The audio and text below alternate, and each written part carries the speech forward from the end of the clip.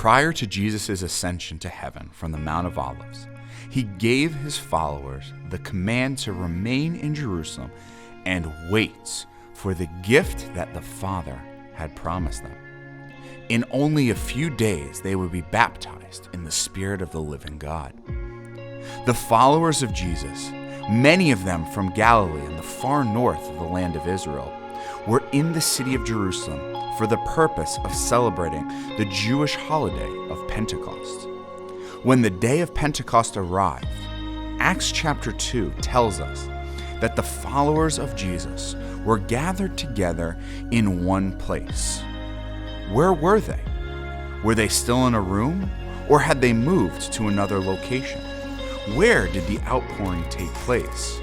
Modern interpretation and tradition has placed this location in what is often called the upper room. But could that be the spot? Acts chapter 1 and 2 appear to be read in a streaming narrative, but in reality, there is a separation of time between these two events.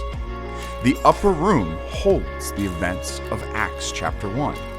This is where Matthias was chosen as the one to replace Judas Iscariot as one of the 12. However, when we arrive to Acts chapter 2, time has passed and the location has changed. How do we know this? The narrative in Acts chapter 2 begins with a key point. The outpouring of the Holy Spirit takes place on the day of Pentecost. Exodus and Deuteronomy declare that there were 3 specific festivals when the children of Israel had to appear before God: Passover, Sukkot, and Pentecost. As this is the case, the day of Pentecost is the one-day event. The Jewish disciples would be at the temple, the house of God, to appear before the Lord, as prescribed in the Torah. Notice that the author of Acts, in chapter 2, verse 2, tells us that suddenly a sound like the blowing of a violent wind came from heaven and filled the whole house where they were sitting. What was this house? The indication of a house is very telling. This is important to note that as the Hebrew Bible does not refer to the temple in our modern day terminology. Rather, it refers to temples as houses, using the terminology Beit. The same reality appears in the Old Testament biblical texts, identifying the Temple of Jerusalem in the same manner. Beit Yahweh, meaning the house of Yahweh, and Beit HaElohim, the house of God, or simply Beiti, my house.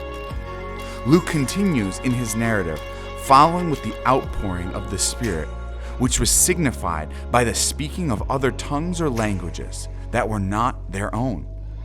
This event was witnessed by a wide variety of individuals from over 15 geographical locations from the vast reaches of the ancient world. Why was this diverse group of individuals present on this day? How was this so? Jerusalem is not a coastal town where it would be common to have others from foreign lands. Let us be reminded again of Exodus 34 and Deuteronomy 16, which commands 3 times a year, all your men are to appear before the sovereign Lord, the God of Israel.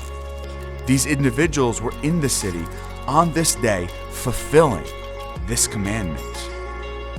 If you were one of these travelers to Jerusalem, as mentioned by Luke, where would you be found? Certainly at the holiest place, the place where the presence of God once rested, the temple. Though accusations of drunkenness arose, the crowd was met by Peter, the leader of the church at this moment, who began to teach the crowd of the reality that the Messiah had come and that the outpouring of God's Spirit upon his followers was only the beginning. It was a fulfillment of Joel chapter 2, but also the physical evidence that salvation had come and was evident for all those who would look to accept it in Jesus as the Messiah. Today, many may say the place of the outpouring of the Spirit of God is in the traditional medieval upper room. But the true reality is not a mystery for those who look at the text of the Bible and realize that the place where the Spirit of the Holy One came down and baptized his followers can still be seen today. It is the place where his presence once rested, where Abraham was called to sacrifice Isaac. It is Mount Moriah, a location where, due to the hundreds of ritual immersion baths, 3,000 could be baptized that day. But more important, the power that was bestowed upon his followers 2,000 years ago to go, empowered by the Holy Spirit to make disciples, is still being poured out on his followers today.